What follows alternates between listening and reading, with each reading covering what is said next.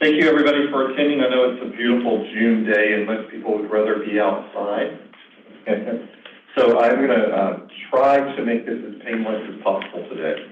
The first thing is welcome and introductions, and we're going to make one change to the agenda. We're going to move the consent agenda item B, which is the letter of support for WNC EV charging stations grant application, to its own item, and we'll call that item number 4.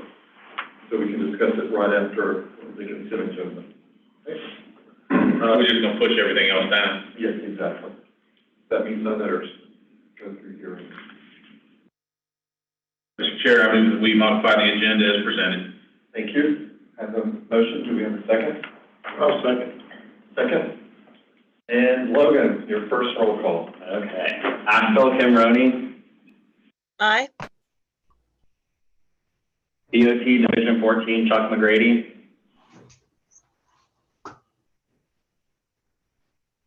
Buncombe County, Amanda Edwards. Aye. Flat Rock, Ann Coletta.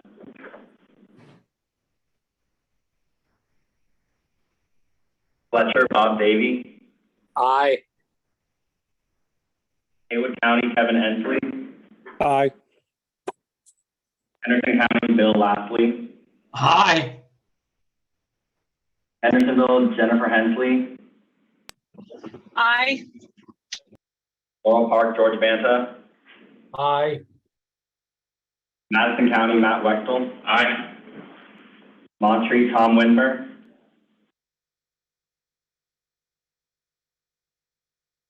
And Waynesville, Anthony Sutton. Aye. Did I forget anyone? Or did I miss anyone? Right. Gee, but you had it for a second, probably.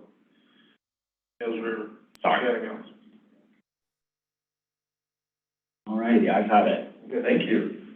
Next, I'll read the ethics statement. In accordance with the State Government Ethics Act, it is the duty of any board member to avoid conflicts of interest. Does any board member have any known conflict of interest with respect to any matters coming before the board today? If so, please identify the conflicts and refrain from any participation in the particular matter involved. Good. Do we have anybody for public comment?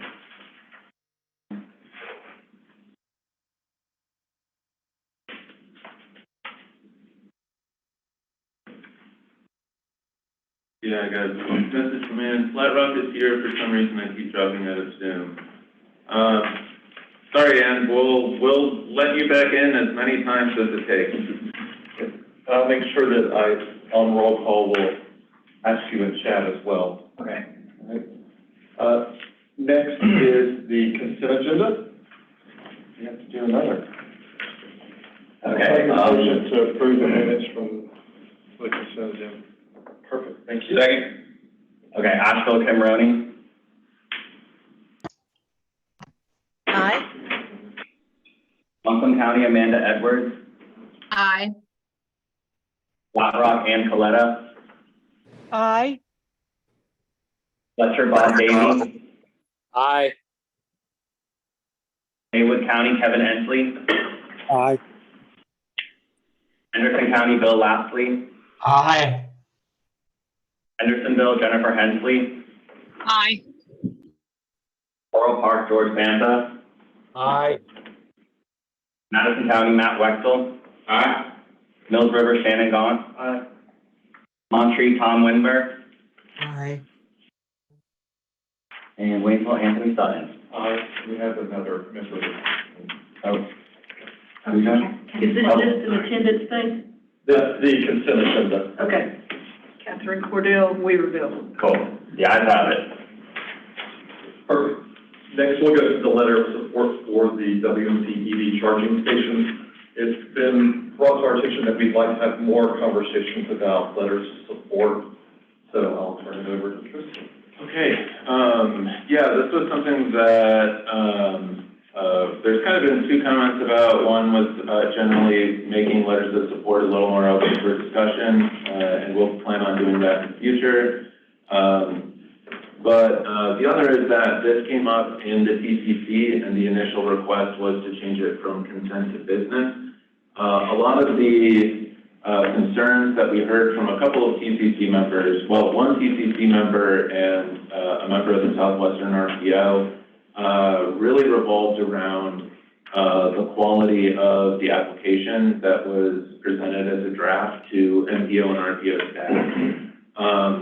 So we've been working with NCDOT on that application to try to improve it, and I think it is in much better shape.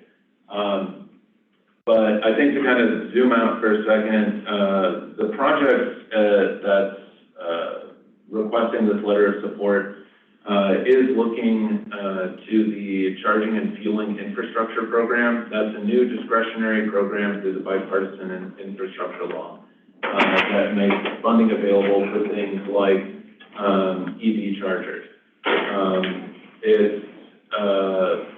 So it's a program, I believe there's $2.5 billion available over 5 years, and the projects that are eligible are projects that look at corridors and projects that look at more community-oriented charging station plans. So what was put together by NCDOT in cooperation with Southwestern RPO, Lawrence Sky RPO, French Broad River RPO, and Clean Cities Coalition is basically requesting that charging infrastructure be added at various Ingalls Market locations around western North Carolina, including one in Waynesville, one in Brevard, one in Bryson City, one in Murphy, and one in Franklin. That is generally what's being requested. I asked Ian to join with about 20 minutes notice. Thank you, Ian. Just in case I get anything wrong. This is looking to provide charging infrastructure where there is a fairly sizable gap and somewhat of an important gap in charging infrastructure, especially providing that connection between western North Carolina and northern Georgia. This is something we've pulled out of consent to talk about a little bit more. One last thing to note is that a lot of where I think this project came from is, it goes back to a discussion we had with DOT last fall, I believe. We had Jen White with DOT come present on the department's NEVI infrastructure plan, where their alternative fuel corridors were for recurring EV infrastructure funding. I think this board was very supportive of adding 2374 to the list of NEVI corridors. That didn't happen. So a lot of what this project is trying to get at is that gap in western North Carolina that's not covered with NEVI corridors. I'm sorry, that is a whole lot of acronyms. But in general, I think we still have interest in making 2374 a NEVI corridor, an alternative fuel corridor. But in the meantime, this project is trying to fill that gap via other federal funds. As someone who drives an electric vehicle in that area, it's very hard to go from Asheville to Silva without, if you're not fully charged, there's no place to charge. There's already trickle chargers at the Ingalls Market, but you don't want to sit there for 4 hours while you're charging, so this will help fill in that gap. Yeah, and Ian works with the Clean Vehicles Coalition, Clean Cities. Is there anything I might have missed, anything that this group should be aware of? I don't think so. I mean, to the nature of the charging that you just mentioned, these are all NEVI compliant stations, which is a minimum of 150 kilowatts, 4 cords delivered simultaneously. And Ingalls has actually chosen in the application to raise that level to 360 kilowatt chargers, which is ahead of what the rest of the industry is doing right now.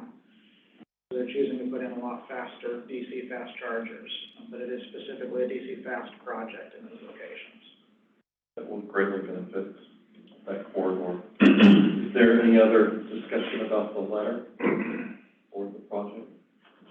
In regards to the project, how many cars would they be able to charge at one time at a station? Four cars at a time, Per station? per station. Okay. And are all these just gonna be single station, installations, or will it be? Each location will have 4 cords capable of a minimum of 150 kilowatts at the same time across all 4 cords.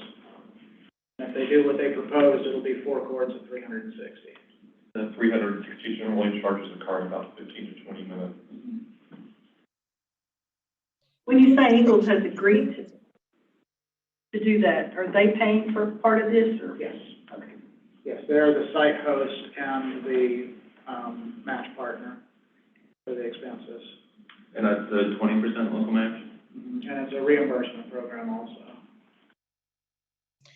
And obviously their motivation is to get you in there and you shop all your car charges and you spend money in Ingalls while your car's charging, correct? As they said, they don't want their customers to have to go anywhere else to get anything else. Yeah. That's why they put gas stations. Kind of the Las Vegas mentality. Why they put gas I got you. stations in, and this is part of their fueling project. And their current triple charges are always full. And they would come. I think it was Angela that had a comment. Alexis Barrett, how many station locations? What's the question? 5 locations. 5 locations.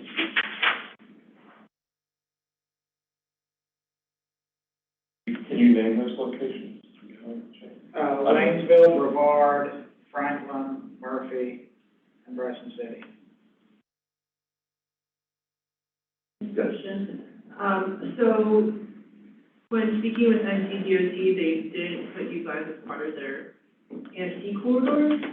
Is that what it is? Right, there was when the draft NEVI plan was being developed, one of the things that we asked them to come give a presentation to this board. One of the things this board noted is that there aren't any corridors to the west of I-40 in Hayden County, and that 2374 is a pretty critical, I mean, it's arguably the critical route for the western part of the state and that connection to Georgia. We pulled some origin destination data to assist with this application, and especially in Franklin, Murphy, and even Waynesville, the amount of traffic going to or coming from North Georgia was fairly significant. So I think in terms of NEVI, I think we'll keep having those conversations. I spoke with Heather Hildebrandt at NCDOT earlier this week, because it's my understanding they are, or at least US DOT is reconsidering alternative fuel corridors at this time. Yes, they are.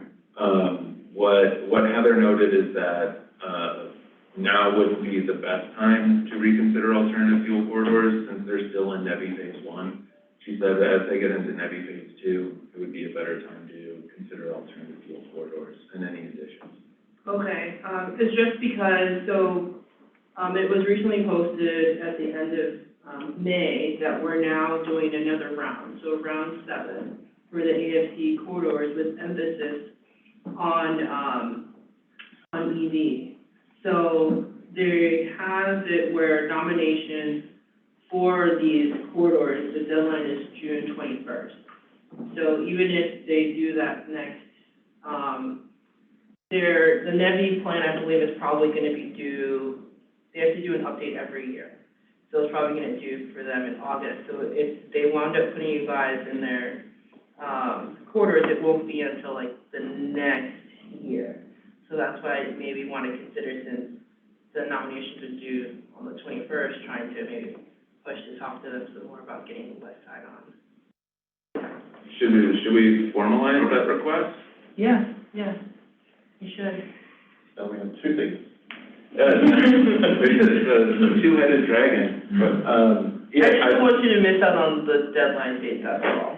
I mean, I will say, I've been calling a few people, in regards to this, and so, I think there is kind of, there are more things to consider than I thought.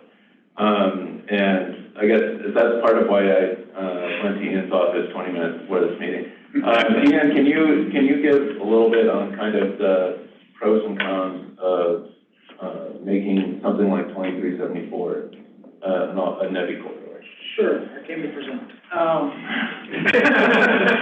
So obviously, a pro of designating a corridor is that puts it into the eligibility for funding like NEVI that was based solely in round one off of designated AFCs, all fuel corridors, that were already on the map.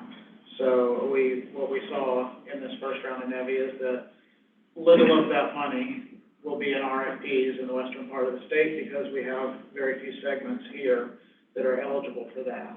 So obviously, it's the big picture is we want to bring the money here. A downside to designating alternative fuel corridors is that changes the way projects can be done in those areas. For instance, a corridor pending corridor, which is 26 from Asheville north to the state line.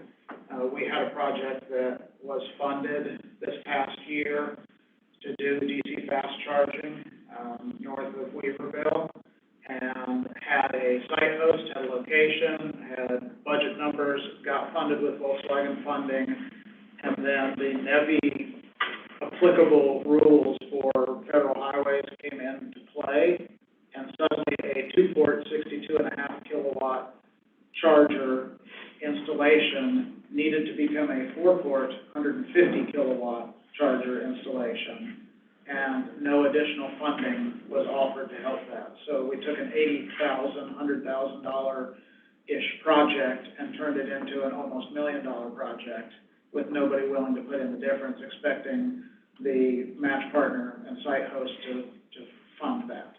We lost that project. They will not be going through with it because it was on the verge of what they were willing to put on their books as it went.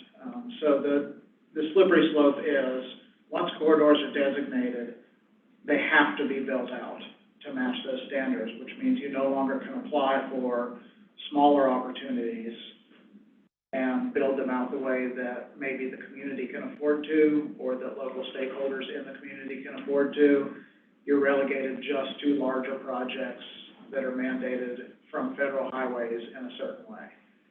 That's two kind of prime examples of what we're looking at with the designation process.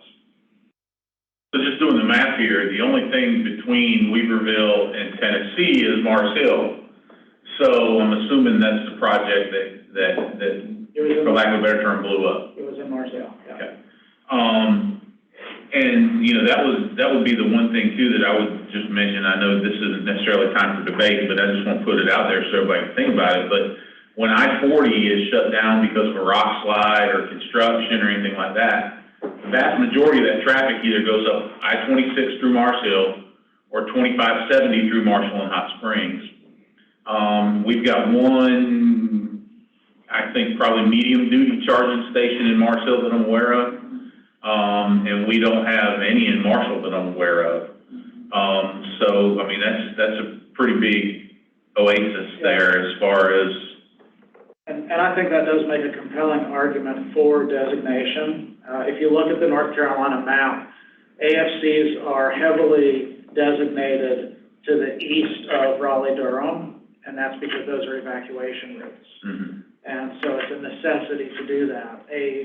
Perhaps necessity that has not been considered a lot in the western part of the state is how many times since I started driving 25-ish years ago have I not been able to take 40 to get into Tennessee and would have needed to take one of those alternate routes. And like you said, the infrastructure along those routes is not existent. There is a very nice Ingalls in Marshall, that the road goes right by, so that would be a good Yeah, thing. Mars Hill too, so. And Mars Hill too. Yeah.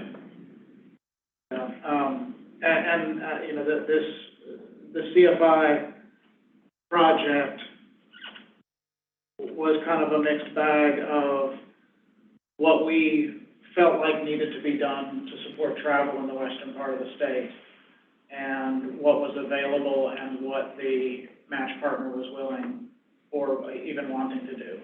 What they wanted to do is actually not what we wound up doing. We wound up convincing them that what they needed to do was help us fill these gaps. And then when they see the business case for that, that will help them to do what they wanted to do, which was more Asheville area thing. Well, and from a business standpoint, I can understand Ingalls because they're the only show in town in Madison County. We've got two grocery stores. Yeah. They're both Ingalls. So, So there's no competition there from that standpoint. So they're not really gonna drive any new customers, no pun intended. right. They're not gonna drive any new customers to those stores because that's where those customers are going anyway. You go to North Asheville, Merriman Avenue, you guys get pickable there. Right. I think Tristan put on the screen, North Carolina alternative fuel corridors, and you'll see the 26 and 40 are, but there is no corridor to Georgia from North Carolina. That's correct. And on the Georgia side and the Tennessee side, those corridors are designated to the state line. So that 2374, as soon as you get to Georgia, it's an AFC in Georgia.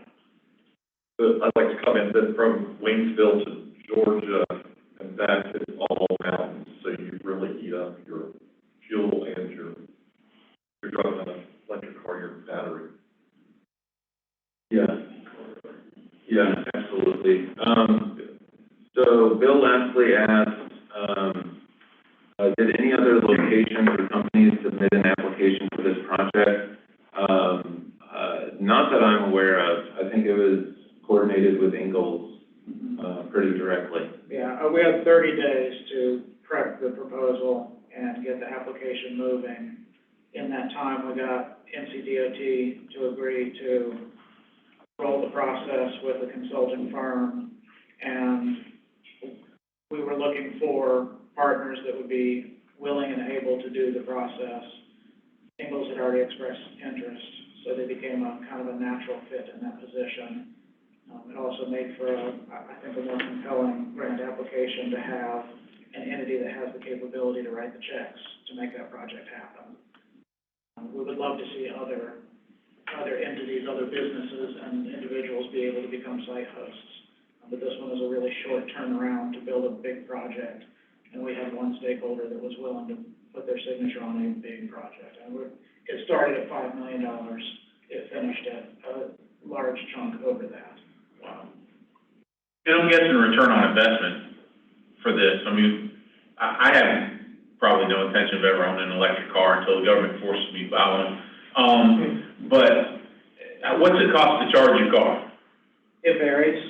An average DC fast charge in this area, if you charge to 100%, is probably in the $30-ish, $25, $30 range. No one's ever gonna charge to 100%. Most of us never charge to 100%. We charge to 80. The charge rate is faster there. It clamps after 80%, and on average, I'd say I pay about $12 or $15 of the more expensive chargers. So if you're talking about putting in $1 million or a couple multi-million-dollar piece of equipment, it's gonna be a heck of a long time before you get a return on your investment. And by the time you do, the technology's probably gonna be outdated, right? Could be. Well, to be honest, with the 360 that he's talking, you'll be able to, they're thinking ahead, you'll be able to charge a car in 5 minutes with that, which is the typical, they were trying to get below the typical time someone takes to fill their car with gas. It's the same amount of time. And rough, that would be like an 80% charge, pretty much. You don't want to go, because of the way batteries work, you don't want to charge above 80% or get below 20%, because it degrades the battery. What I was gonna ask is, Sometimes it is. are they finding any problems with the rapid charging, shortening the life of the batteries? No. Scientifically, yes. Experientially, you're talking about the difference between a couple 100,000 miles of service life and a few 100,000 miles of service life. So the amount of degradation that's been seen on 400-volt systems currently is a minimal percentage of the actual service life. It's not the Nissan Leaf battery degradation issue. What we're seeing is people still getting 200,000 miles out of the first battery before it degrades to the point that the service is not considered good enough anymore. And they're actually changing the battery technology for the fast chargers for the new vehicles.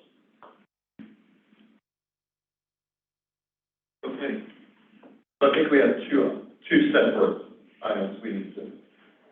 Yeah, What is the letter of support for the EV charging station grant application? yeah, and one would be a letter to NCDOT requesting consideration of 2374 as the newly designated alternative fuel corridor. We have two options, we can do them together or we can do them separately. So I'll entertain any motion. Mr. Chair, I move that we, I'm gonna move that we, do both letters of support for motion. Thank you. This is Second. Kim, second. Thank you, Kim. Okay, Asheville, Camroni. Aye. Buncombe County, Amanda Edwards. Aye. Flat Rock, Ann Coletta. Aye. Fletcher, Bob Davy. Aye. Haywood County, Kevin Hensley. Aye.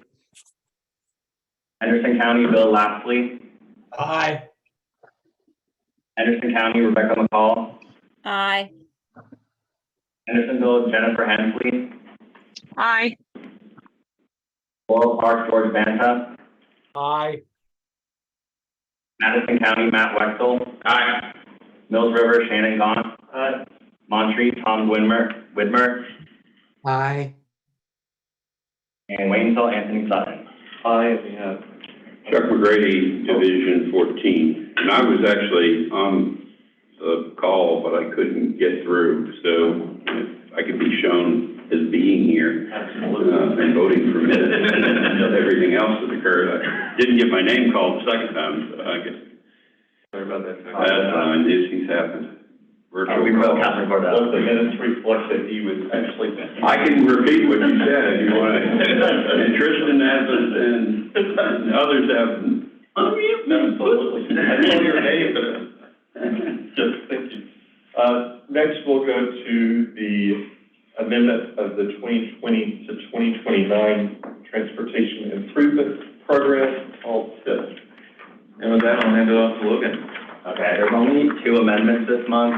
One is the addition of the COVID relief funds to the French Broad River NPO planning supplement. Those are the funds that we committed in our special meeting that we held last month. So that would just be reflecting those funds that we previously committed in our TIP. And the second is in addition to the TIP, it's a project break of the Highway Safety Project HS 2014. So this would be a project that involves installing long life pavement markings along US 19 from Jackson County to Maggie Valley. Thank you. Any discussion on these items? Can I ask, because I'm new, what does CRRSAA stand for? Let me look it up really quick. It's the Coronavirus Response and Relief. Yeah, and so that was funding made available to various agencies, and one of them was provided to USDOT, and those funds were sub-allocated down to different MPOs. So it's my understanding, we had a special meeting to program our CRRSA funds last month. It feels like a week ago, but so we programmed those in the UPWP, our Unified Planning Work Program, which is basically our budget. This is kind of the second step.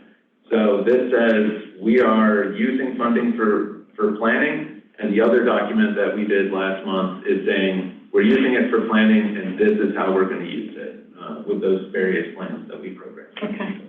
As you recall, if we had not had that special meeting, those funds would have been taken back with the budget agreement or the debt ceiling agreement that was issued. Right, yes. Could have been, right? Definitely would have been. Definitely would have been. It's, I got confirmation from our friends at DOT and FHWA, I think a few hours before that went through, that our funding was obligated, so. So we got right under the wire, so thank everyone that attended that special meeting. That would have been $1.8 million we would not have had. So with that being said, any other discussion with these tips? Hearing none, I would entertain a motion.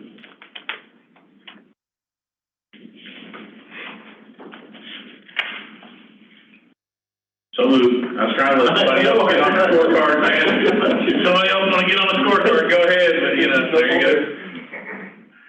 We have the first, do we have a second? Second. And Kate, okay. Asheville Kim Roden, Aye. DOT Division 14 Chuck McGrady. Aye. Buncombe County Amanda Edwards, Aye.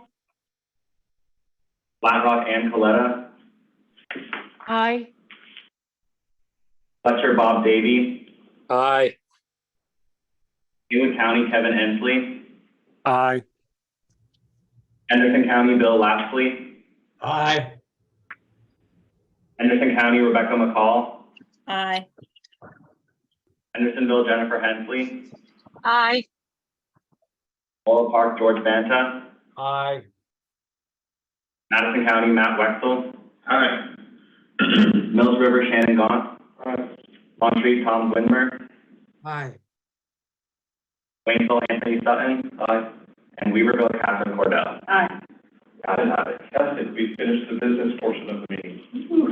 So now the fun part, the informational items, and first up is 7.0 update and function. Okay, so in your packet, well, let me back up just a little bit. P 7.0, the prioritization process, also known as SPOT.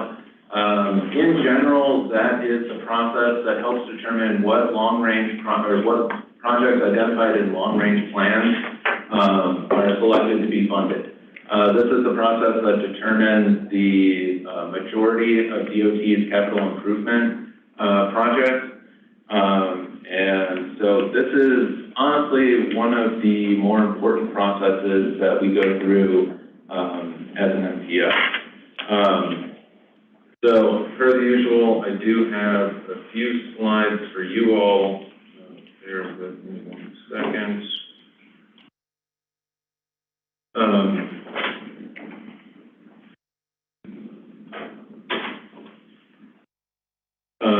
So again, in terms of prioritization and where this fits in, the Region's Comprehensive Transportation Plan, or CTP, the Metropolitan Transportation Plan, the MTP, those are plans that help identify projects, they help start to prioritize some of those long-term needs, but there's no real funding attached to those projects, or at least you're not guaranteed funding at that stage.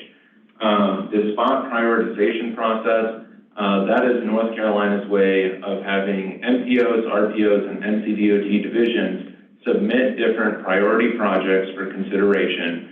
And projects that successfully go through are funded, they're programmed in the TIP and the STIP, and then they go forward with study and implementation. The way that prioritization has been set up in the Strategic Transportation Investments Act is it generally splits funding into 3 different tiers. The first tier is statewide mobility. That makes up 40% of the funds that are made available. That is the projects that are eligible for that in our region are generally the interstates, I-26 and I-40, but also US 23 and US 2374. Also the Asheville Airport is considered a statewide eligible facility. So any projects on those facilities are considered as a statewide mobility tier. The way those projects are selected is they are 100% based on data. So once they're submitted, DOT scores all of the projects across the entire state based on various things like congestion, safety, economic development. And to be clear, the competition at this tier is across the state. So projects in our region are competing with projects in Raleigh, Wilmington, Charlotte, Rocky Mount, etc. The next tier is the regional impact tier. That makes up 30% of the funds made available. The competition for that is in 7 different regions across North Carolina. So the funding, even though it's 30% of the overall pot, is distributed to 7 different regions around the state, and it's distributed based on population. So our region, Region G, that's made up of NCDOT Divisions 13 and 14, that's the second smallest region by population. So it is the second smallest pot of funding in this tier. The way projects are selected is 70% based on data. So again, as projects are submitted, they're scored based on various criteria. And 30% is based on local input. And that local input comes from NPOs, RPOs, and DOT divisions.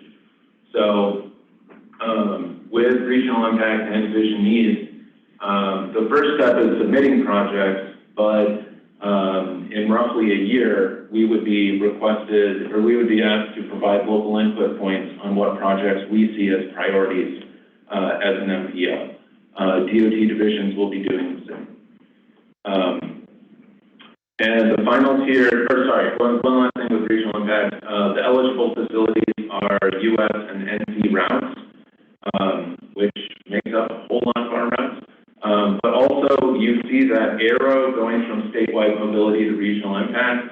Any statewide mobility project that isn't funded at the statewide tier may cascade to the regional impact tier for consideration at that level. The final tier is division needs, and the eligible facilities for that are basically anything that's eligible for federal funding. So state secondary routes become eligible. Also, this is where standalone bicycle and pedestrian projects are eligible, and in our region, transit projects. And funding is 30% of overall funds, but it's split amongst the 14 various divisions, and it's split equally. So in a lot of ways, we have some advantages at the division needs level. There's sometimes a little bit more funding available. And the selection process in this tier is 50% data, 50% local input. So this is where the local input points tend to carry a little bit more weight in terms of what projects are selected or not. So that's a whole lot of talking for one picture.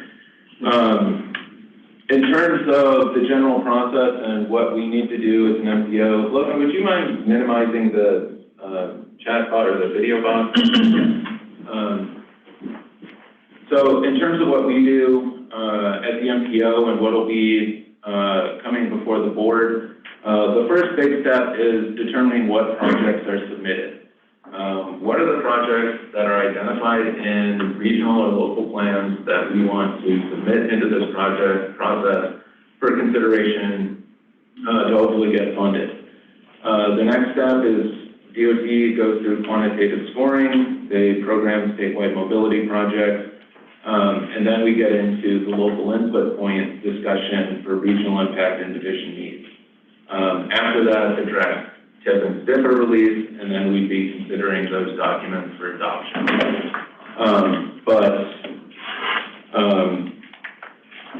For right now, again, the focus is on projects that we need to submit. The deadline is September 29th for collecting all of our submittals.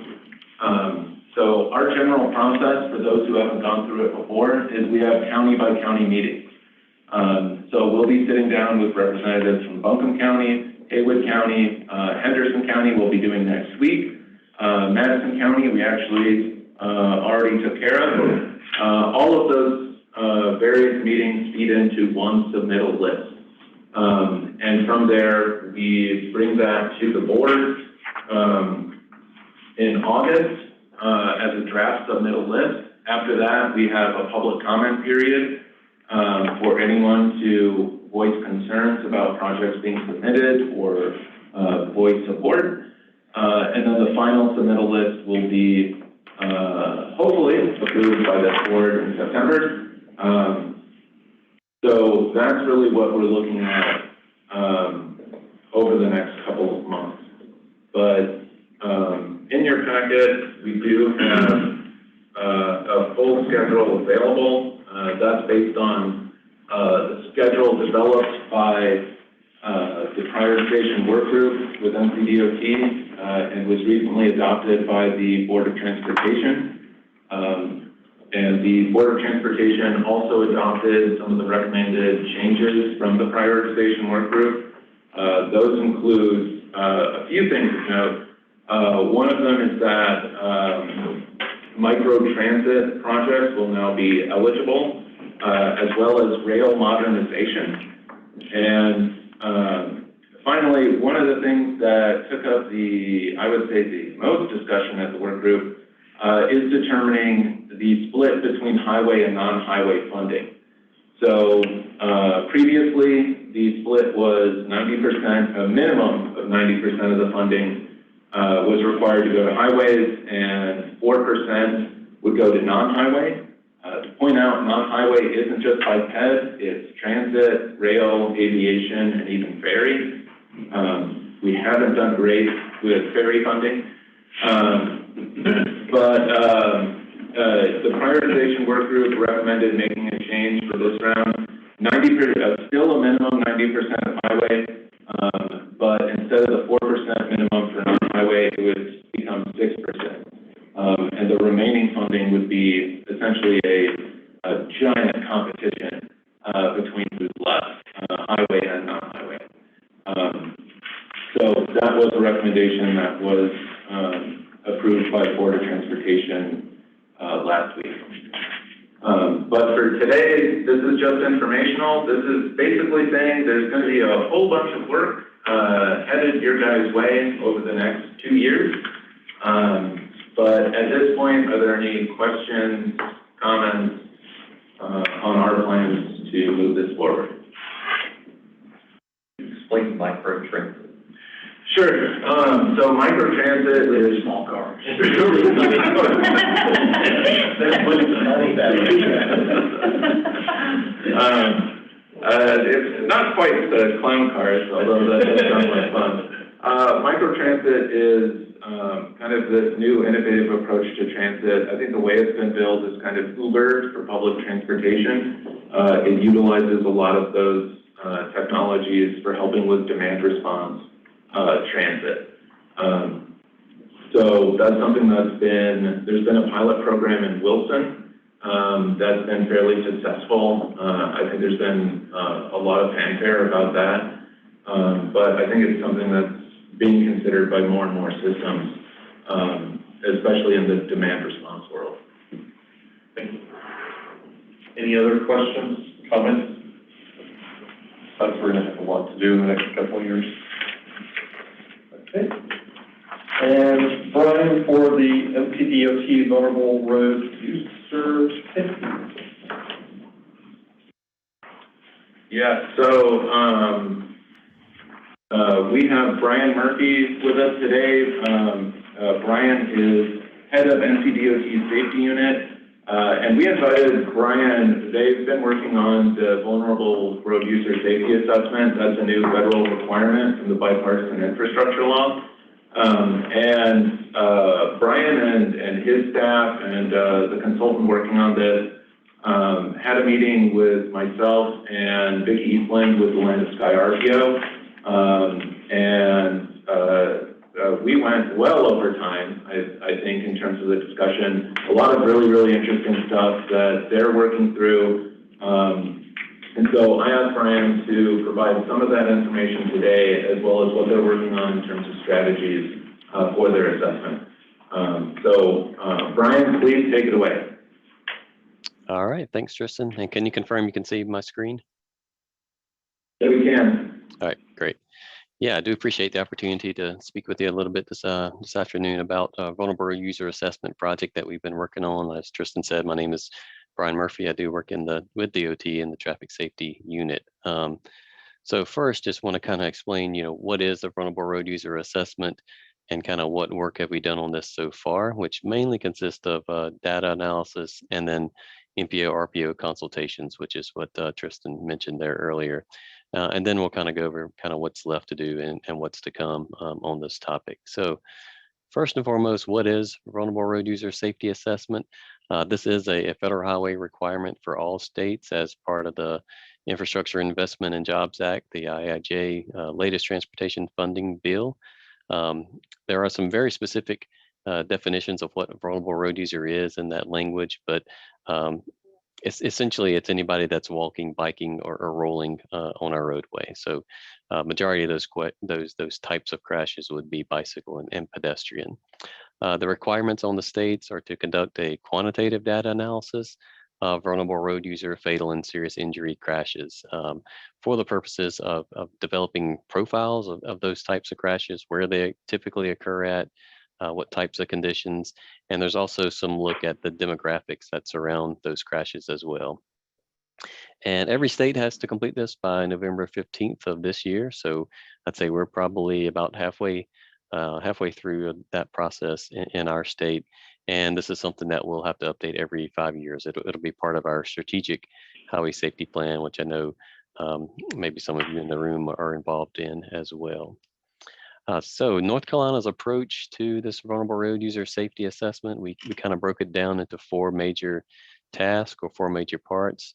The first one being an in-depth review of our fatal and serious injury crashes, pedestrian crashes. Those are, we took a sample of those crashes, about 500 or so, and we dug in really deeply on those crashes. So we certainly looked at what was contained in the crash reports, but we also went much deeper in that we looked at street view imagery at the site of those crashes to see, what kind of pedestrian accommodations may be present, such as sidewalks or,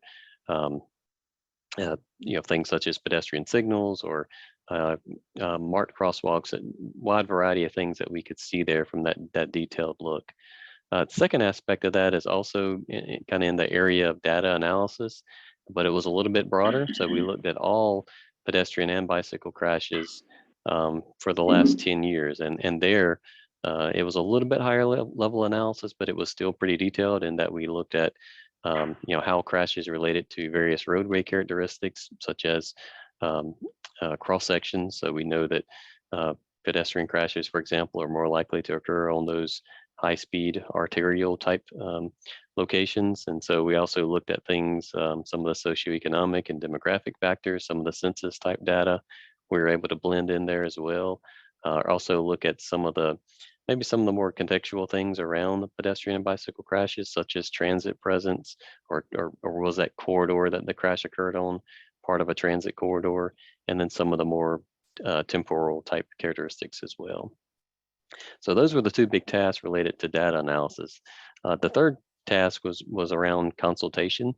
And so as Tristan mentioned, we met with Tristan and Vicki at the MPO and RPO level back in the month of probably April was when we did most of these consultations. So we met with every MPO, every RPO, about 39 or so, I think, of those consultations. And we really wanted to listen and kind of learn from the MPOs and RPOs about, what data they were using related to bicycle and pedestrian safety. Was there a lack of data? Were there things that were needed? And then just kind of get a feel for kind of the overall approach of how some of the planning organizations were addressing bicycle and pedestrian safety. We also took that as an opportunity to share some of the things that we were doing at the state level. And really, again, we wanted to listen, we wanted to learn as we kind of went through those consultation phases.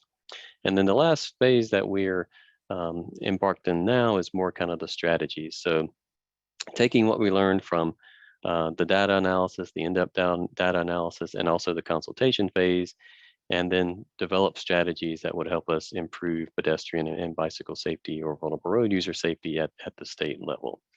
So I kind of mentioned this as we went through it, but the schedule, so we're very much now in kind of that drafting the strategies phase of this project. And so that'll take us through toward the end of the summer, maybe early fall, when we're able to kind of report back out on that. So one of the things that we developed as part of this, and I'm going to switch over here just for a second and show you a storybook that we've developed in ArcGIS Online, and I'll put the link to this once I get done here in the chat if you're interested in taking a look. But we've developed a story map basically to summarize all the data analysis phase that I just went through. And so there's some information here on just kind of high level information about what we found at a high level. There's a tab here for methodology, so you can see about how we went through and looked at that in great detail. And then there's some very detailed kind of interactive type analysis that the user can do as well related to various topics such as sidewalk presence, crosswalk related. And there's some interactive dashboards that go along with each of these as well, and that the user can go in and kind of change settings and take a look and see kind of how those might adjust. And of course, I picked the one that has a data source error at the moment, but these are pretty interesting. Again, these allow you to kind of go in and just self-service and kind of take a look at some of those topics of interest to you. One of the other things that we did in the consultation phase was make sure everybody was aware of some of the data tools that were available. And I'll show you one here just for awareness. This is a pedestrian and bicycle crash dashboard that we've developed. So you can pick an MPO and RPO boundary, and the information will zoom in to that area. All the charts and graphs around the outside will change as well. You can also zoom into just a specific county or a municipality as well.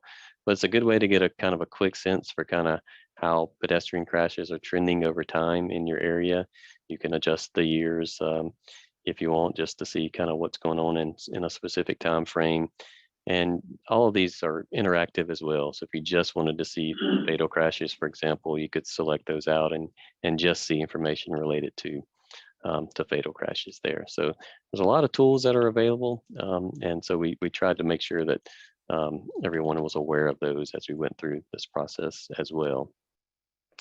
One other thing I'll just jump to real quick before I get back into the presentation is that for each MPO and RPO area, we developed a very specific report that went into the various details specific to that MPO or an RPO boundary. And so this is 50 some pages of charts and graphs.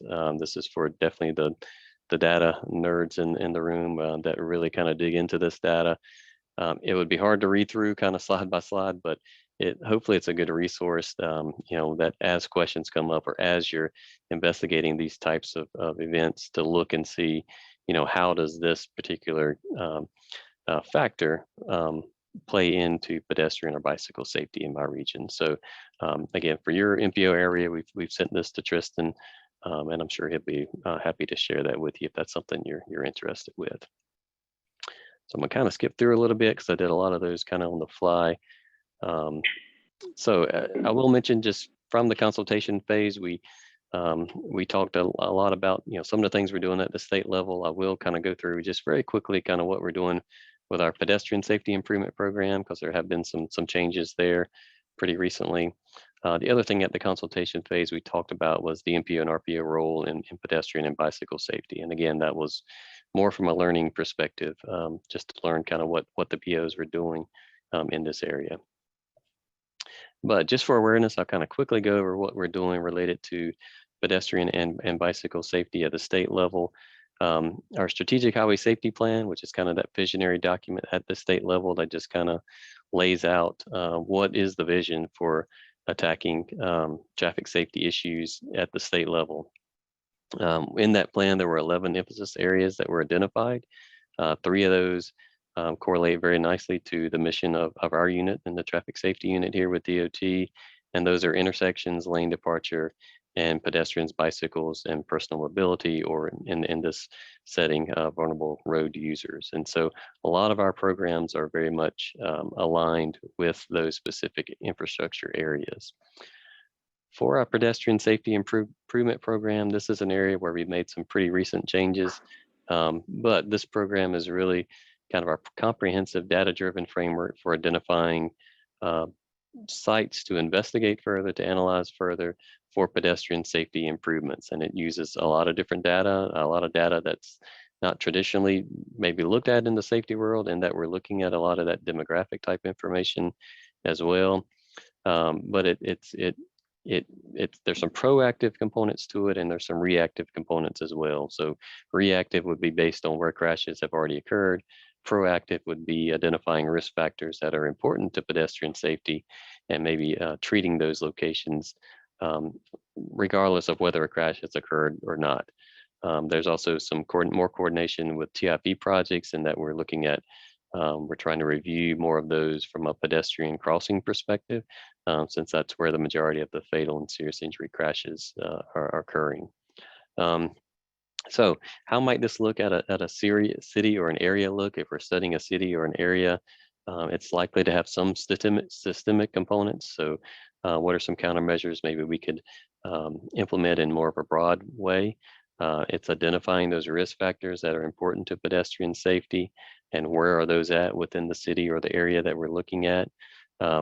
Certainly at a city or an area level, there's going to be corridors that rise to the top. You can probably think of your favorite corridors there in Asheville and in the Asheville area that may be challenging from a bicycle pedestrian perspective. And then also, again, those hot spots, so those reactive type looks as well. Where are crashes occurring now? From a corridor perspective, again, we're looking at not only historical crash data, but those risk factors as well. Where is the land use or pedestrian attractors or generators? And how does that relate to where crashes are occurring at and to where pedestrian accommodations may be? Certainly with corridors, we typically they have a multimodal approach too, particularly those complicated ones. And so understanding kind of that relationship to pedestrian and vehicle interactions in that area is important as well. So looking at this a slightly different way. So again, kind of the base of our programs will be that responsive or reactive type look. So where are the hot spots? Where are the locations that are already experiencing concentrations of pedestrian or bicycle crashes? The next tier there would be systemic, and a good example of systemic type improvements may be something that we've done recently in downtown Raleigh, where we treated the majority of the signals in the downtown Raleigh grid with a leading pedestrian interval. Not all of those locations had histories of pedestrian or bicycle crashes, but they all had similar risk factors. They all had similar pedestrian volumes, pedestrian exposure. And so we treated those in more of a broad way. And then top of that pyramid, those would be the more resource intensive type studies. So your road safety reviews or corridor studies. And again, that we save those for the spots where those resources are really required. And so our responsive type look, this is Wilmington. This is kind of looking at where some of those crashes, historical pedestrian crashes may be clustered around. And we're always going to have this as part of our program, investigating those locations that do have a history of pedestrian crashes. Also in Wilmington, we've experimented with another way of looking at this. We've done this in Wilmington and Fayetteville so far because those are the two cities where pedestrian crash histories have led us towards, but it's doing more of a network screening and systemic analysis, blending in a lot of different types of data. So it's looking at historical vulnerable road user crashes. It's also looking at pedestrian exposure and land use that may be generating pedestrian activity. And so we've developed some pedestrian exposure models that help us estimate where pedestrian activity may be occurring at. And then we're also able to blend in some of those socioeconomic and equity factors as well. So example of that may be census areas where there's a high concentration of zero vehicle households.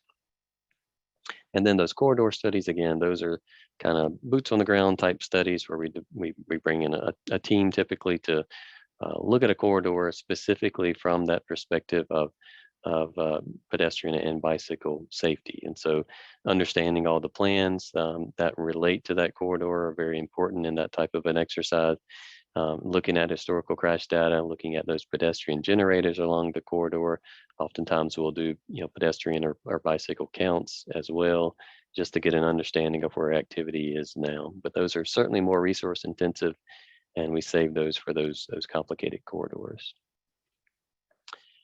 Comprehensive safety action plans we talked a lot to the MPOs and RPOs about these as well. I'll kind of skip through this fairly quickly because I know that you all just were awarded a Safe Streets for All grant to develop one of these plans, and congratulations for that. This is something that we're really pushing from our level, certainly for all the MPOs to have is it's a data-driven approach, really looking at the data specific to your area. What are some of the things that stand out? What are some of the concentrations? What are some of the risk factors? And then once you have the action plan, you can apply for implementation funds through the same Safe Streets for All grant program. There's also ways to align this with some of the state funding and other federal funding as well as part of this action plan development. Safe Streets for All, again, that's one of the opportunities at the federal level that's able to fund these types of plans and implementation grants. Current NOFO is open through July 10th, but again, I know you guys have recently been awarded one of these.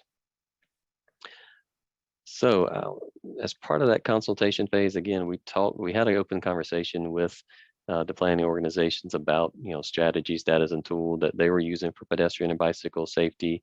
We looked at some of the specific problems and challenges within those regions, talked about training and support that may be needed, dealing with bicycle and pedestrian safety issues, and then also had a conversation about what policies and funding programs may be resources for the planning organizations related to bicycle and pedestrian safety. Some of the things that we heard from those meetings were really, how does the vulnerable road user assessment interact with some of the other bicycle and pedestrian transportation initiatives? There is no funding specific to this effort, but it's more of kind of a building an awareness of some of the issues around vulnerable road user safety, and generating some local activity for these types of efforts as well. Information and data exchange, I talked a good bit about some of the things we did in that area. Countermeasures, that was one of the things we heard a lot from some of the planning organizations about what countermeasures are most effective for bicycle and pedestrian safety, and that's likely going to end up in some of the implementation initiatives that we talked through now. Maybe opportunities for training on some of those countermeasures. And then resources and transportation equity. Resources is a big deal, certainly for the rural planning organizations where you just don't have a lot of resources for projects and to do a whole lot with. And so that was something that we heard very loud and clear as we went through these talks with the planning organizations. So where are we now, and next steps? Right now, we're in that phase of where we're developing strategies. So again, taking what we learned from the consultations and the data analysis and developing strategies that will help us address bicycle and pedestrian safety as we move forward. And so that's really it for me. I'll be happy to take any questions now if you'd like, or my contact information is on the screen. If there's other things afterwards that you'd like to discuss, be happy to do that as well. Kim Roney, Lightly has her hand raised. Thank you. I appreciate this follow-up report. I know that the agenda included some previous report documents. Do we have access to this document as well? Are you talking to the presentation or yes, more the of the presentation slides? Oh, I'll be happy to send that. I'm not sure if we send it ahead of time or not, but happy to provide that. That would be great. So I was looking at some of the demographics and disparities as far as like who some of our vulnerable pedestrian and bike accident ratios hit the hardest, and literally. And my follow-up has to be like, now that we know this, how does this match up with our actions around planning and prioritization and funding? I would love to see something like referring to this kind of information when we're doing our planning and prioritization. It's one of the reasons why I've recommended in the past to have equity and sustainability in our staff report documents along with a fiscal impact. So I'm curious from the DOT side, what does the follow-up look like in matching communities' needs for more funding and funding prioritization? Yeah, it's a great question, and we've looked at this a few different ways. Again, I mentioned we've done kind of the risk analysis here in a couple of different cities with Fayetteville and with Wilmington to begin with, and so. I was trying to get that slide to pull up here, but so there's a couple different ways to do it. One is, you can identify those areas maybe of disparity in kind of a spatial way, and you can use that as part of your prioritization. You can use it as part of your identification rather. So having those areas weight higher when you identify areas that may be a potential for safety issues. Or pedestrian risk factors. The other way to look at that is to not have that in the identification or screening area, but have that as part of your prioritization. So if your community, if your city, if that's an area that's very important to you, then maybe after you've done this screening, those are the areas that you focus on more specifically. So that's kind of how we've looked at that with the 2 large city pedestrian safety improvement program efforts that we've tackled so far. And Tristan can speak to this part probably a little better than I can, but I know during the prioritization work group, equity and how to measure that and how to incorporate that into project scoring, it was discussed, and I'm not sure exactly where that landed. I don't think there's any changes for this coming cycle, but that was something that did get some attention in that work group setting. So that's going to be provided as an informational tool in this round of prioritization, but it's not going to be incorporated into the scoring. We did have a whole lot of discussion on that, but I think to me it goes back to needing a broader discussion on equity. I think one of the concerns we brought up as MPOs is if you're identifying low income, minority, historically unrepresented communities, is that something that you should really give bonus points for highway widening? Just identifying the areas to us was not a totally sufficient way of addressing equity. Looking at the communities, but also looking at the benefits and the burdens of a proposed project, that's something we do as part of our 25-year plan. At this point, that's something that I think needs further development to incorporate at the state level. And also to point out, the RPOs made a very good point that a lot of the census geographies that are used to identify the communities of concern are very, very large. And so you might have a community of concern that either is nowhere near a transportation project, but is in overlapping census geography, or vice versa. You may have some areas that get diluted. And to point out, that's something that Logan and our team is working on right now, helping to identify some of those communities of concern and also pull in more qualitative data for areas that we might be missing. I appreciate that. I'm also thinking about the vehicle miles traveled reduction task force work, and I'm curious where we could start doing some analysis of where work overlaps as far as which neighborhoods have been impacted by highway projects in the past, and then maybe haven't had some of that repair work done or followed through on our commitments, especially if they have neighborhood plans for what it would look like to repair. An example would look like we have the I-26 connector and the I-26 connector aesthetics recommendations and funding projects. And then the Burton Street community that has been impacted by highway project expansion in the past has recommendations for the Smith Mill Creek Greenway. So when we have a project like this, so it's like, okay, we know that we've got some vulnerable users using these state roads and local roads. What can we do to kind of align getting multiple layers of success achieved at the same time? And where do we pull from funding and priorities to get that done? So I don't think we have to look too far in our community, because Montford and Burton Street, and we've got some input from the Housing Authority as far as Hillcrest impact.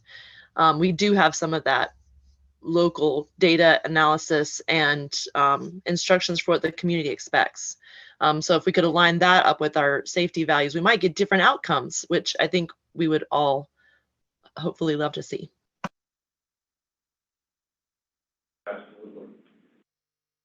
Any other questions for Brian or comments?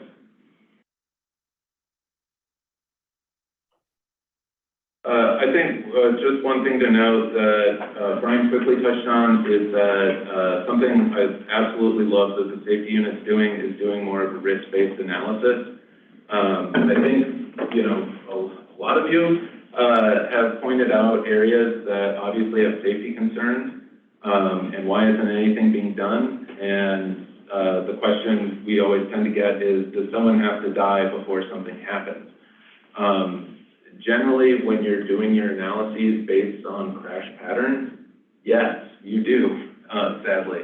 And what Brian and his team are doing, focusing on what are those things that tend to lead to crashes for vulnerable road users, I don't think can be understated. I've said it to Brian many times, I'll say it again. Brian, you guys are doing fantastic work. What we can do to support you all, I think we're always open to it. I think with this, just to point out, Brian mentioned there's no funding attached to the vulnerable road user assessment, but the NPO's direct allotment funds, of which we get about $5.5 million a year, the vast majority of that is currently going towards bicycle and pedestrian projects. I think I at least will be very interested in the findings and where we can help support DOT's safety unit with the funding that we have available. Nice to be more proactive than reactive. Absolutely. Any other questions for Brian? Thank you so much, Brian. Thank you. Next, we'll go to the funding swaps in August redistribution. And I believe with that, we've got Teresa Robinson with the Western SIP unit. So Teresa, please take it away. Hello, can you all hear me and hopefully see me? Yes, there you go. Great. All right, let me share my screen here and hopefully this will work.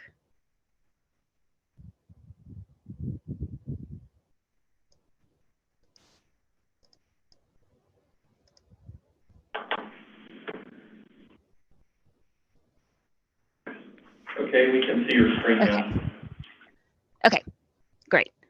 Sorry about that. I have to like tweak with my camera and it's crazy. Okay, as Tristan mentioned, David Wasserman is not here in the office. He's actually in Charlotte. So I've been voluntold to present to you about federal funding, August redistribution, and fund swaps. And with the additional challenge of doing it in about 5 minutes. So I will try my best. As mentioned, I will be speaking about federal funding, August redistribution, and fund swaps. So first, let's talk about some federal funding challenges. So in about the mid-90s, NCDOT agreed to allow MPOs to determine how their STBG-DA funds should be spent. So these funds are part of NCDOT's federal apportionment. So in other words, they flow through DOT and then we attribute them to the MPOs. So this led to more local jurisdictions administering more of their projects. So, however, because federal rules, guidelines, regulations can be more cumbersome, this can slow down the delivery for these locally administered projects, and therefore it can cause delays in our ability, NCDOT's ability to obligate the STBG DA funds each year. So this could potentially lead to a large unobligated balance, and this will limit the amount that DOT can request in August redistribution. So I'm sure many of you have seen this cylinder graphic that I'm about to show you here, but just as a refresher, so for the federal aid funding, we have been apportioned about $1.4 billion in federal fiscal year 2023. So this is the top amount that we are allowed. However, we cannot spend more than about $1.2 billion in this fiscal year. That is our obligation limit. So notice there's about a difference of $172 million between the apportionment and our obligation limitation. So out of this $1.2 billion, these funds are divided into all these different federal fund sources. The greatest one being the NHPP, National Highway Performance Plan. I think that's the right one. The STBG regular, and then your TAP, safety, rail funds, your congestion mitigation, air quality, planning, your freight program, the newer carbon reduction program and protect funds, and then the direct attributable buckets, which you see on that lower line, the surface transportation block grant DA, TAP, which is Transportation Alternatives Program, and then the Carbon Reduction Program, DA. So what is August redistribution, you may ask, and how does this tie into everything? So if you remember in that chart before, we had that gap between the apportionment and our obligation authority. So the annual August redistribution comes from this unused amount between how much we are apportioned versus how much we're able to obligate. So each July, NCDOT will send in a request to use that additional obligation authority, which we'll have to essentially spend by the end of the federal fiscal year, September 30th. So by the end of August, FHWA will announce how much additional obligation authority each state will receive. And our goal is to obligate as much federal funding in each of those buckets as possible. And one of our biggest challenges is authorizing the funds in the categories that deal with the locally administered projects. So again, once we are able to request an additional amount, an obligation authority, that obligation limitation is additional funds that we are able to use that comes to the state. And again, we have to use that by the end of that federal fiscal year, so September 30th.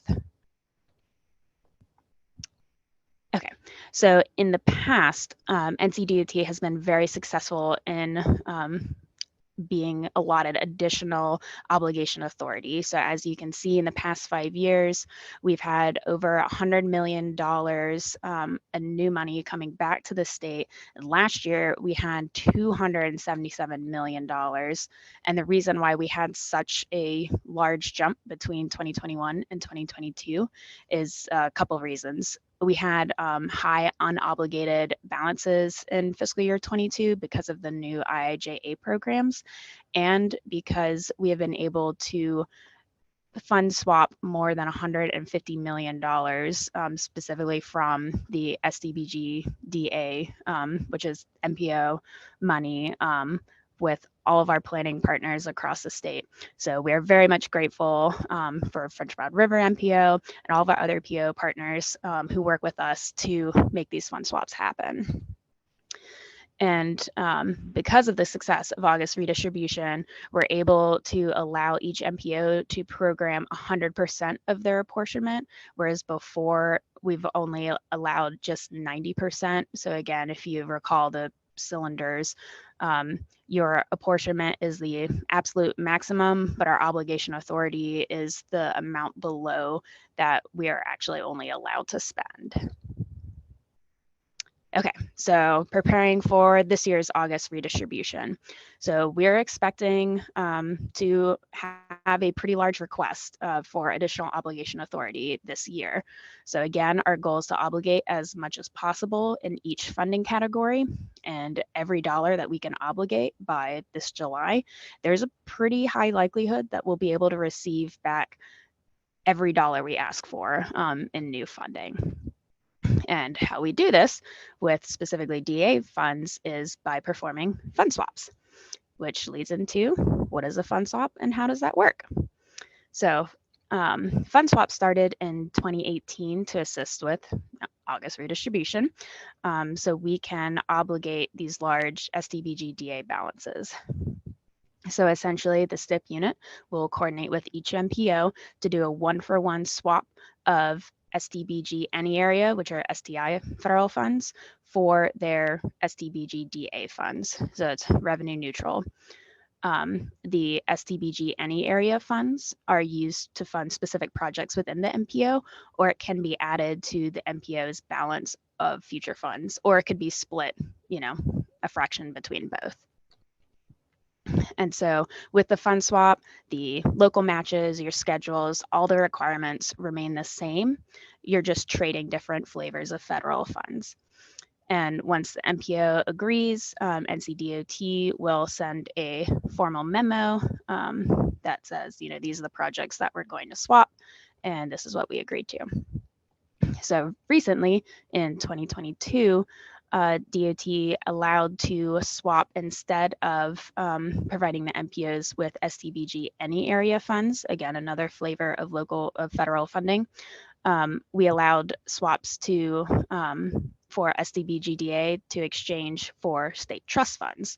Now, there's a couple advantages to have projects with trust funds on it, is that you don't have to have as many or follow as many rules and regulations for the federal funds, or the rules and regulations that are tied to the federal funds. So it's a little easier to deliver projects with the state trust funds. And these funds can also be used on roads that may not necessarily be on the federal aid system. So as long as it's part of the DOT network, then you can use trust funds on those. Whereas before, you wouldn't be able to use your SDBG DA funds on those projects. The only kind of hang up is that for bike ped projects, you have to use federal funds due to a stipulation in the STI law. So unfortunately, we can't swap for trust funds on bike and ped projects. And so by swapping funds and then DOT obligating those DA funds, we minimize the risk of FHWA rescinding the funds, which I know nobody wants.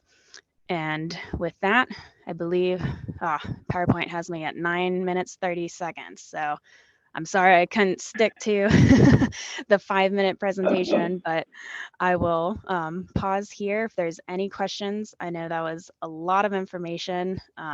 Tried to give you a kind of high-level overview, and I know these are complex topics, but I will try to answer any question as best I can if we have the time. Thank you, Teresa. I don't think you could have gone any faster. Actually, yeah. Thank you. Is there any questions for Teresa?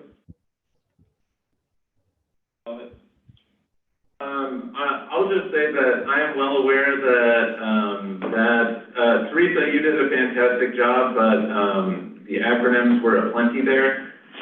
Yes. But I think there's kind of two important things with this. One is, as Teresa mentioned, we're doing funding swaps. These are swaps that I receive proposals for every few months. The MPO program CA funds, and DOT comes to us with swaps and says, can we take some of your DA funds, put them on this project, we'll give you these funds. That's something that we had a presentation on a few years ago as a board, and we said we're okay with it. To me, that's something that I think should be refreshed, if nothing else. And also just the fact that DOT is, through this process, is helping to get much more additional funding for the state. But the other thing I'd point out is that ideally, we would be getting more money without having to do these swaps. Right now, the MPO has about $70.4 million in locally administered project funding programmed over the next 5 years. We don't have $70 million over the next 5 years, but we do have a lot of projects that are falling further and further behind, whose schedule are getting pushed into that 5-year window. So ideally, that's something where we aren't having to do swaps because the projects are getting completed. But that's an issue that is starting to get more attention, I would say, at our level and the statewide level. There is a DOT formed a locally administered project working group to go through some of the issues as to why statewide locally administered projects are falling behind.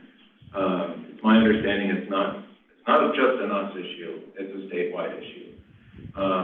But I do think that what the STIP unit has been doing to help kind of make sure that those delays aren't impacting DOT's overall financial situation is wonky as can be, but extremely helpful for helping pull down additional money and not have us at the risk of losing money overall. I'd add, you said that being discussed at the board level of DOT.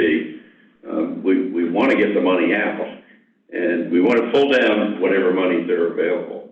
And yeah, this is wonky is a good word to describe what this is about. You take a deep deep dive into this, you feel like you're in mush.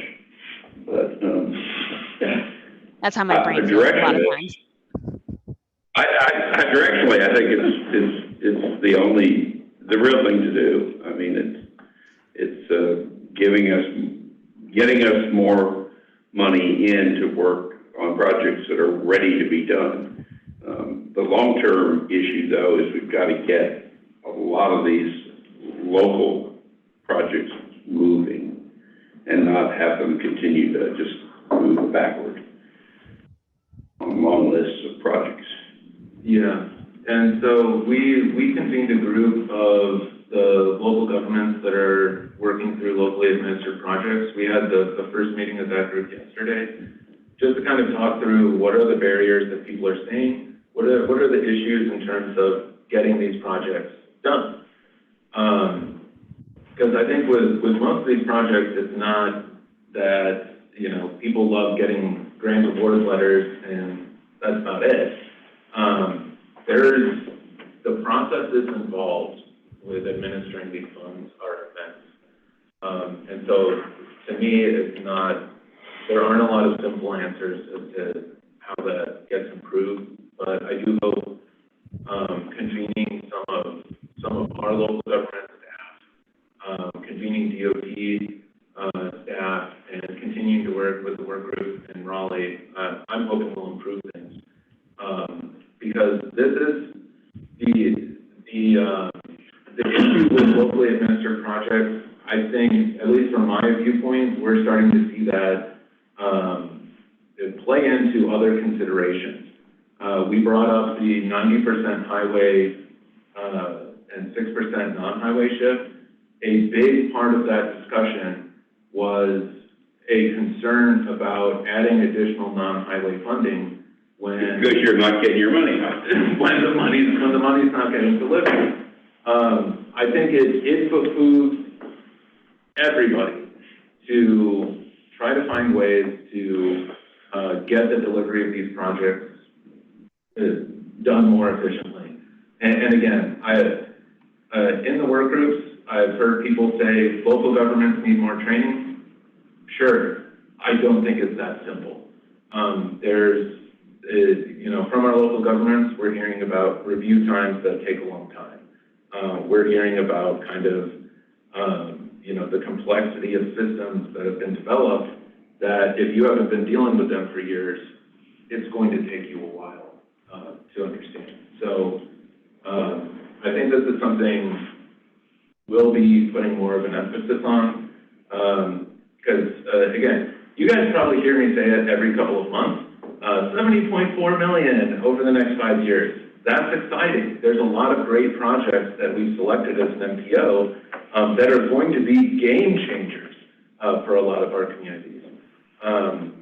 But having as many barriers as there are to their completion, again, I think it helps clear up a lot of things if project delivery becomes more effective.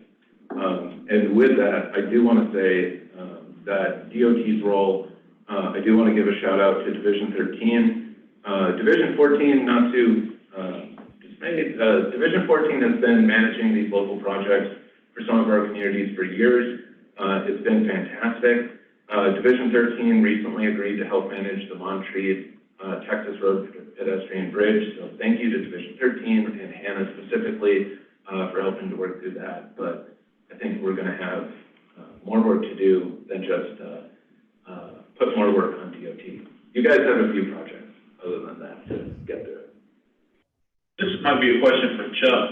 How much of DOT's funding gets chewed up and wasted in process versus actually delivery of the product? I don't know the answer to the question. I think what is wasted money in some set of eyes is necessary in another set of eyes. And I've been involved in some of these local projects and I've seen that happen.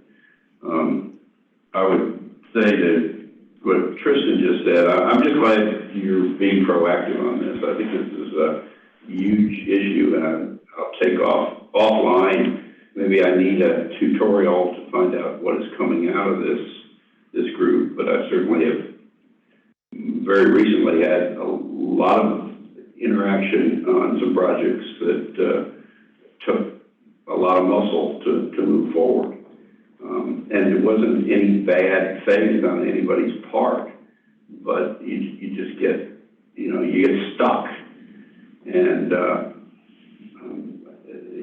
I've seen local governments, not know what to do next.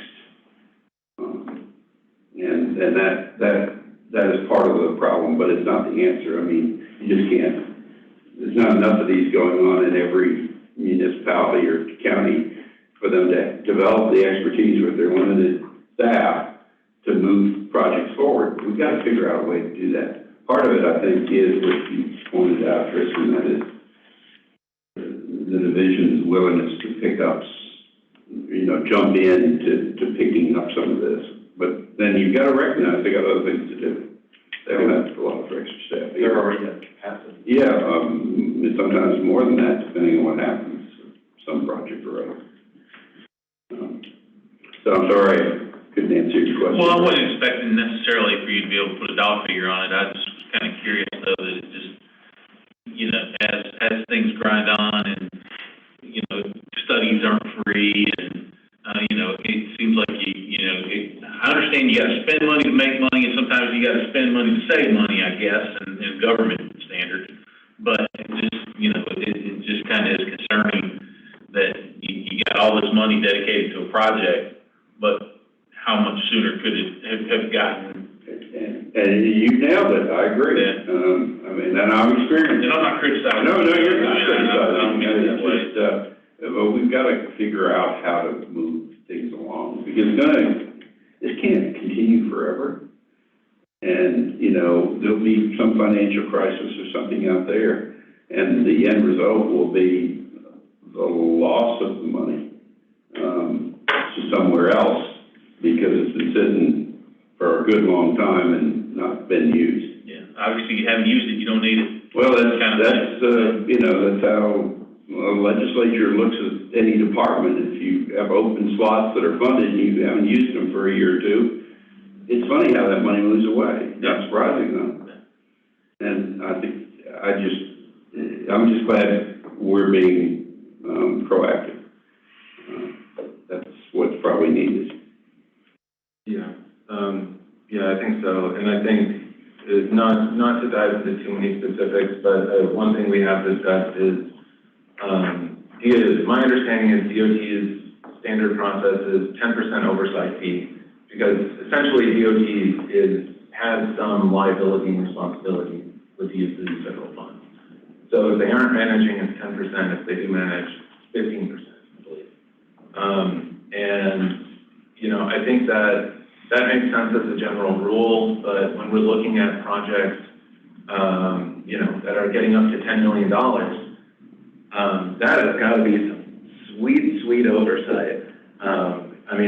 That number is getting very, very large. And on the other end, for some of our projects that are 200,000, my bet is DOT is spending more on staff oversight and reviews than 10%. Than their 10%, yeah. So I think that's another thing. I think, Matt, to your question is, when we do these projects, that's something that we've got to calculate into the cost. But at the same time, you're not getting nothing for that. The local governments that are sponsoring these projects, if they don't build them to federal standards, the feds can say, you misspent funds, give us our money back. And so DOT's oversight is there to help ensure that that's not going to happen. But anyway, there's a lot to unpack with this. Teresa, we are way off from what you were presenting at this point, but I did think it was a good. No worries. For something we're talking about more internally, and I think something we'll talk about more with the team board. We think the acronym would just shuffle one theology and spread up there as part of the discussion. Thank you, Teresa. Yeah, it's all very Yes, you're complex welcome. and would not be time with simple conversation. Any other questions for Teresa before we move on? Next is the Division 13 update. Yep, I got a couple things. I'll wait and see. Yep, so quick every time. So I guess we'll start with construction. So this is basically a list of active construction projects in Buncombe and Madison County. It's a lot of resurfacing and a lot of bridge replacement. I like to highlight a couple of our larger ones. So I'll give just a quick verbal update on the I-26 widening in Buncombe County. Work does continue to place concrete pavement with an anticipated traffic switch coming up soon to move all traffic onto the westbound lanes between Airport Road and the new Parkway Bridge. That traffic switch is expected either late July or early August. So we say be careful when you travel through the project limits. There's always some kind of shift that could be upcoming. Work has also started on the last phase of the French Broad River Bridge, and they're planning to set the first span of girders next week, actually. I want to touch on the intersection of Hendersonville Road and Overlook Road as well. Your progress report will show that project is about halfway complete, but we actually finished work on that project a couple weeks ago. So we're just waiting on establishment of permanent vegetation before we do final acceptance. But as far as the signal work and PED signals, all the sidewalk improvements and the turn lanes at that intersection work is complete there. As far as project development, the printout that you have is it's not draft anymore. I'm so used to saying draft SIP. We've been saying draft SIP for almost a year, but this is the newly adopted 2024 to 2033 SIP. And so a lot of these dates you guys have been seeing for many months now. I will say, generally, if a project has right-of-way or construction funded within the first 5 years, again, those are our delivery projects. We have or will be resuming preliminary engineering on those projects. They will not have to go back through prioritization. But as you look through this list, if any say not funded, for right-of-way or constructions and those, or funded for PE only, then those projects will be reevaluated in prioritization 7.0 to recompete for funding. So, I hate that. It's this meeting, actually. I'd like to point out too, this is not just our prioritization projects. This will include your locally selected DA projects, federally funded bridge projects, interstate maintenance. It's all projects that are in the STEP, not just your prioritization selected STI projects. So hang on to that. Again, that was adopted at our June Board of Transportation meeting, so those dates are final at this point. Just wanted to touch too on a couple of other things, kind of big news items. The I-2513, the connector project, the record of decision was approved by FHWA last month. So we officially have concluded the needs process for the connector project, so that's exciting. We are starting right-of-way, we have started or we're expected to begin right-of-way acquisition for I-2513 AA, AB, and AC this month. So that's the 240 widening section from I-40 to basically Patton Avenue where the connector will begin, as well as the widening on I-40 between I-240 and Smoky Park, the new ramps to Smoky Park Highway, as well as all the pavement rehab that is desperately needed on I-40 westbound. So right-of-way acquisition will begin this month for those sections, and so super happy to have the ROD signed for I-2513. I think that's it for me, unless anybody has any questions. It's a lot to look through. Questions for Division 13? Hannah, I only tuned in for a little bit of the I-26 meeting today. Did they mention pulling in the HE001, the Pratt & Whitney interchange, into that project? So for the interchange, we're about 25% complete plans, and they're working on the right-of-way plans. I think the permit application has been submitted, and we're expected to receive the permit in August of this year.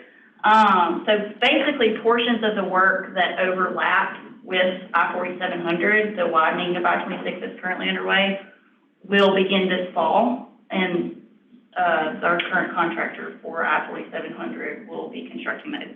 The remaining work that's outside of the limits of I-4700 will be let in the future as a separate project, mainly the connector road from the interchange itself up to the roundabout on the new east-west road. So because that work was added to I-4700, we've actually extended the I-4700 completion date to January, I think it's, overall completion date is June 2026, but my understanding is that they are pushing to have Long Shoals Road South, so basically same completion as the Henderson County widening, which I believe is June of next year. That's right. So even though we've extended the completion date for 4700, we're hoping to have portions of it done ahead of that. And just the area where the Blue Ridge Parkway is, the new interchange and north of there to Brevard Road interchange, those will be completed later with the completion of June 2026. And those have the left-handed on and off ramp for the, no, not north, westbound. Westbound, yes. Yep. Which my understanding is because the Biltmore Estate land to the east of there, that's not gonna develop for needing an exit that direction, so, or we don't anticipate that it will, so. Thank you. Elaborate. Next is Division 14. All right. Hey, everybody, can you hear me? Was that a yes? That was a yes, thank Okay. you. All right, good. All right. Starting with project development, it's the same projects that you've been seeing for a while. As Hannah said, the STIP was adopted last week by the Board of Transportation. So we'll be cleaning this up for you for the next meeting, getting rid of those 2024 to 2023 STIP right away and construction dates. All of the schedules are holding on this right now, except for Russ Avenue in Haywood County. I know that Kevin Inslee and Anthony Sutton are in the meeting. That has moved. It's not reflected on the sheet because the change just occurred, but it's moved to December of this year for a let. And that's due to some issues with railroad right-of-way. The Attorney General's office has gotten involved in that, and hopefully that'll be resolved because that's the only thing that's holding us up right now. Does anybody have any questions on the project development projects that are under design? All right, so moving on to construction updates. I think it's the next, yeah. So starting in Haywood County, those first three projects are on I-40. The first two are resurfacing projects, and that is primarily ongoing at night. But if you are traveling at night, beware of that because there's some pretty significant traffic delays, traffic being confined to one lane. The bridge projects that we talked about for a while, the two that are currently being built are there near Jonathan Creek, where US 276 comes out to I-40. And just both lanes are open in each direction. Just be aware when you're going through that. And the Walnut Main Street in Waynesville is progressing extremely well, but beware of detours if you're going through there as well. Part of the roundabout that's going there has been opened, but not all legs. In Henderson County, the I-26 project is kind of the same that you've been seeing for a while as far as getting the concrete pavement down and shifting traffic in order to accommodate that. I believe the westbound rest area is still closed. Somebody from Henderson County might confirm that. Also beware if you're going east or southeast on I-26, the Green River Bridge project. There's two lanes open in each direction, but the shoulders are closed. Sometime this fall, they'll be shifting traffic to the center portion between the two bridges that they're working on right now. The US 25 South, that project that's at the ramp, that project is finished for the most part. We've been just making sure that vegetation is established. And Howland Lake Road is ongoing, just the early stages of that construction. Extension of that commercial boulevard, remember that was kind of an economic development project. That one is finished or close to being finished anyhow. So, are there any questions about any of those? But I can say it's looking very good on Interstate 40 at the moment with the resurfacing, so thank you. Oh, great, thank you. Next is Daniel with Transportation Planning Branch. Hi, no major updates from me this month. I'm eagerly awaiting the release of the Western North Carolina passenger rail study, as I'm sure we all are. There's been some staff work on some CTP updates, and we have selected a consultant to do our next travel demand model socioeconomic data update, and we're meeting to iron out that scope soon. And it is the same consultant who did it 5 years ago, who some of you may remember their presentations. And we're pretty excited about that. So there'll be model updates and the like in the future. So maybe some more technical updates in the from me instead of my usual aspirational information items. That's it. I kind of missed those, Dan. Well, they'll come back. Thank you so much. I think my branch just released 5 studies in a row, and between NEVA and everything else, and it kind of used up the atmosphere. Yeah, thank you. Is there any questions for Daniel? We'll move on to the FHWA FTA update. Okay. Hello, everyone. I'm Suzette Morales. I'm here instead of Bill Marley because I'm your new person. So I'm really glad to be here. I guess I'll give you a little bit of information about me. I've been working for Federal Highways for North South Division for about 3 years now. And prior to that, I worked for a municipality, doing transportation planning for them. And then I also worked with NCDOT Transportation Planning Division. So I was there for 4.5 years working with also Daniel, Cooper, all that. So it's really nice to have that different perspective in transportation planning. So as far as FHWA, I work a lot with the Triad areas, but now I'm adding on French Broad River, and then I've also worked with the RPOs. I'm like their person for them for for FHWA. So I pretty much just provide you guys with support, with oversight, with stewardship, just like, whatever you need, like I'll figure out a way to get you an answer, So I'm here for you. I also work with NCDOT as they develop their freight update, their plan. So, now it's every 4 years, they'll be working on that. So just working with them on that, and then also with the implementation for the NEVI program. I also do discretionary grants, so ones that have been in my area. I've worked with like High Point and Pembroke, and if there any that come here, I'll most likely be assigned to that area. And then also CEs. So now I'll be working with Divisions 13 and 14 as you do your CE approvals. So that's enough about me. I'll tell you guys probably what you want to hear. So I'll just give you some updates about what's going on with us and how it could be beneficial for you. So I gave the same update at the TCC meeting, and I provided it also to Tristan, so I'll be able to send you guys all the information.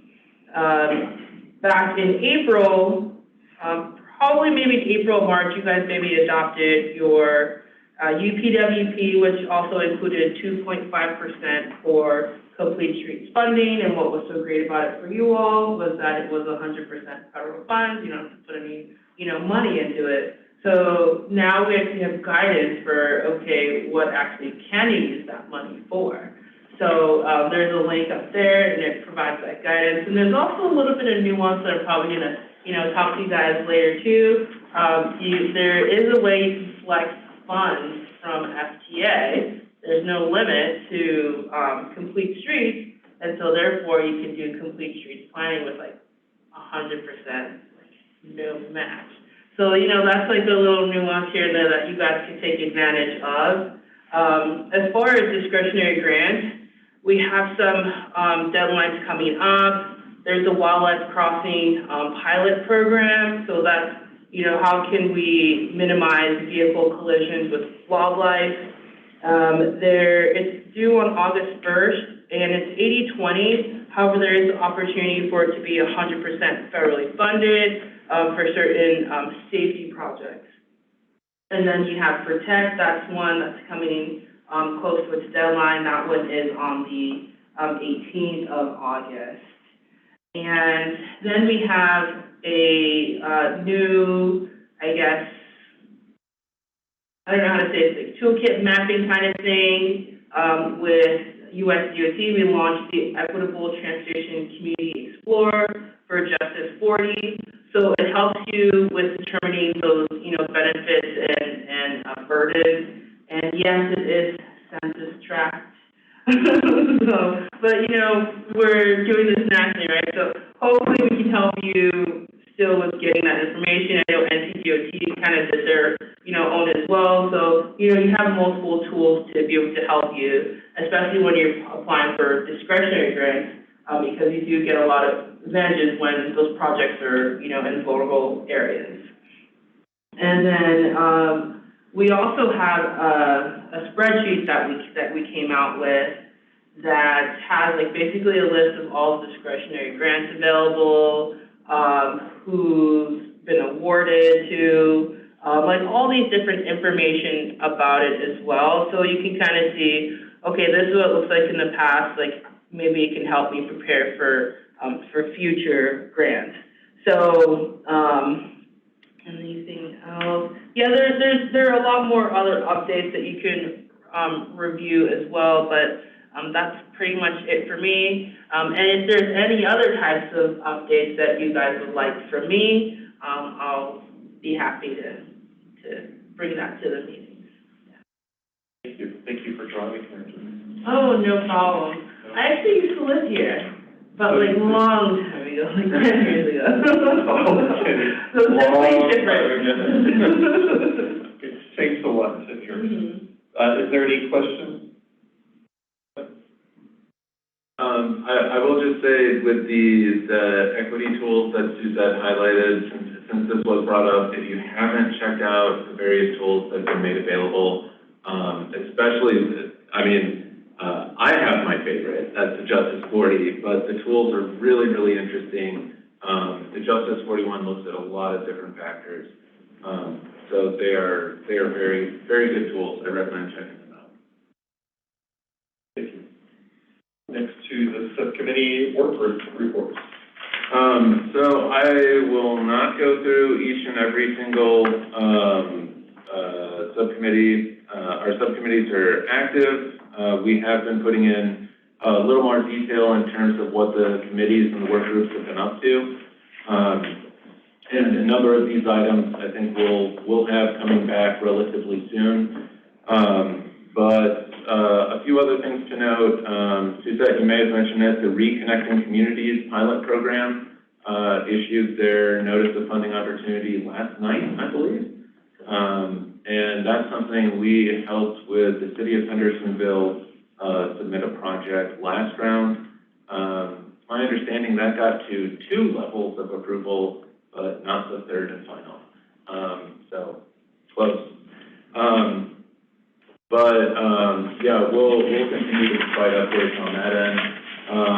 And in terms of some of the legislative updates, a couple, House Bill 57 looks at authorizing the city of Hendersonville to utilize parking meter proceeds for capital projects. Senate Bill 126 essentially does the same thing for the city of Asheville. propose it, I should say. The other one, Senate Bill 512, that is one that, recommends changing the Board of Transportation appointments from 14 appointed by the governor and 6 by the General Assembly to 14 provided by the General Assembly and 6 from the governor.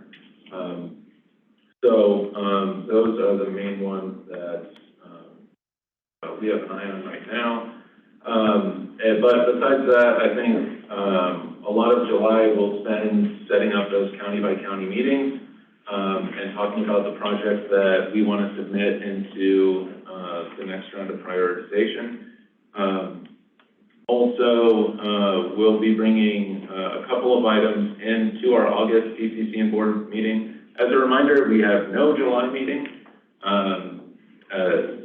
Historically, I don't think the MPO ever got quorum in July, and so at some point, we just gave up. So no July meeting. We'll see you guys in August unless something comes up. But at the August meeting, we do intend to bring park and ride recommendations, where we have park and ride gaps throughout the region, and helping to identify those. So John Barsanti's been working hard at that. Suzette mentioned wildlife crossings. We'll be hopefully bringing recommendations on potential wildlife crossings for their potential incorporation into some of the spot projects. I think one of my goals, and call me a planner, but with a lot of these projects, sometimes they get funded and then requests start to come in about other things to include, and those requests aren't always cheap. So having those recommendations of, hey, when you're widening this road, we have a park and ride that's identified, we have a wildlife crossing that's identified, get that budgeted up front. I think that's one of the goals that we want to help try to do on the front end of things, rather than making a request after money's been budgeted. So I think those are the main things. I do want to give a special thanks to Ian for coming in on 20 minutes notice and helping provide input on the great work that he and the Clean Vehicles Coalition is up to. Thank you.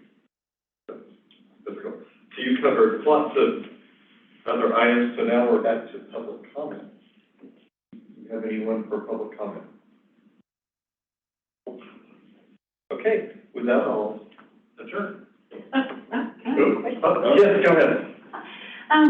When I drive to other towns like Mars Hill, I notice that they have a park and ride. And I sit next to the gentleman at the end in the last meeting, and I can't remember his name, but one of the things that we talked about was how to get people to not have one person in a car all the time. And Weaverville doesn't have a park and ride. And if you go by the one in Mars Hill, it's full all the time. And so I just wanted to ask that question, is how do you go about? Weaverville does have one though. It's at the Flat Rock exit. Weaverville has one at the Flat Rock exit? Yep. It's technically, we call it the Weaverville. It's just north of Weaverville. It's right Flat Creek. Right, Flat Creek, I'm sorry. That's what Mark would have been all.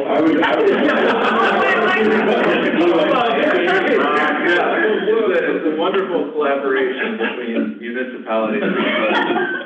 Sorry. No, but there is the park and ride just north of Weaverville, but it's unsurprising that you're unaware. That has been, Mars Hill has been, as long as we've been doing park and ride counts, Mars Hill has typically been either close to full, or there's been people spilling over. Into the Flat Creek one, probably. Well, across the street. And so what used to be basically a grass has now basically become an impromptu parking lot.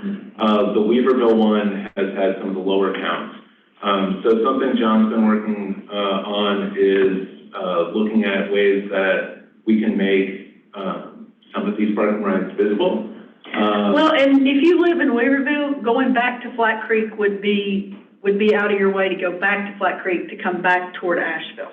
So if you were in Weaverville, you would be coming toward Asheville. And Flat Creek is 3 miles out of somebody in, and I know Weaverville is big, but the town of Weaverville is actually about 1.5 miles or 2 miles past where you're saying the park and ride is. You like one in New Stock Road, possibly? Yes. Okay. Yeah, it's,